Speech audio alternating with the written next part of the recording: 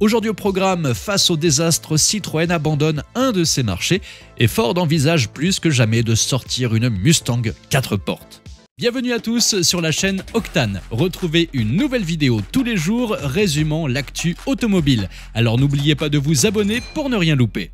Saviez-vous que Citroën était présente en Australie? Un mariage aussi improbable que celui entre un kangourou et une baguette de pain, mais la marque au chevron y est distribuée depuis 1923 et contre toute attente, elle a réussi à tenir bon. À son apogée en 2007, Citroën a vendu 3803 voitures, une performance si impressionnante qu'elle n'a jamais été réitérée. Au contraire, les ventes ont chuté. En 2021, la marque n'a réussi à écouler que 175 voitures, soit à peine de quoi remplir un parking de supermarché un jour de semaine.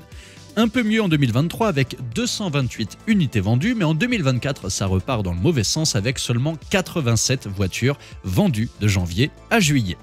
Face à ce désastre, Stellantis a décidé de retirer Citroën de l'Australie. À partir du 1er novembre, fini les nouvelles Citroën dans les concessions. Désormais, la marque se contentera de fournir des pièces détachées pour les quelques irréductibles qui ont encore une Citroën.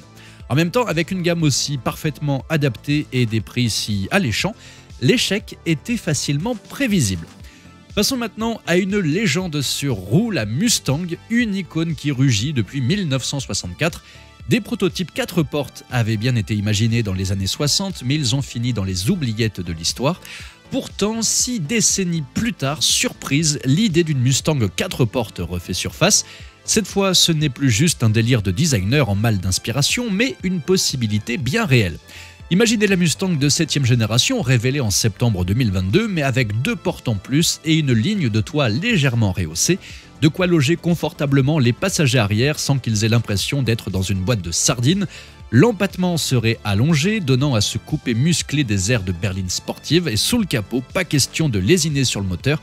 Ford promet du lourd, aucune trace d'électrique, mais bien un V8 grondant accompagné d'une boîte manuelle pour les puristes. Ford refuse l'électrique pour la Mustang et préfère rester fidèle à son ADN, même si ça va à contre-courant de toutes les tendances actuelles. La Mustang électrique s'appelle Mach-E, qui est un SUV. Ford le clame pour son coupé et sa future berline, ça sera bien du thermique. Ces derniers temps, Ford fait le ménage, la Fiesta, la Focus et même la Mondeo, tout ça c'est terminé. La marque se concentre sur ses modèles emblématiques et dans cette logique, quoi de plus naturel que d'envisager une nouvelle déclinaison de la Mustang? Parce que entre nous, cette future Mustang 4 portes a quand même beaucoup de charme, vous ne trouvez pas? Dites-moi ça dans les commentaires et n'hésitez pas à venir me rejoindre également sur la chaîne Vintage Drivers. Vous avez le lien dans la description et dans le premier commentaire épinglé. Merci à tous d'avoir suivi cette nouvelle vidéo. N'hésitez pas à vous abonner, à activer la cloche des notifications pour être sûr de ne rien louper, liker, partager et vous pouvez également venir nous rejoindre sur notre compte TikTok. Ciao!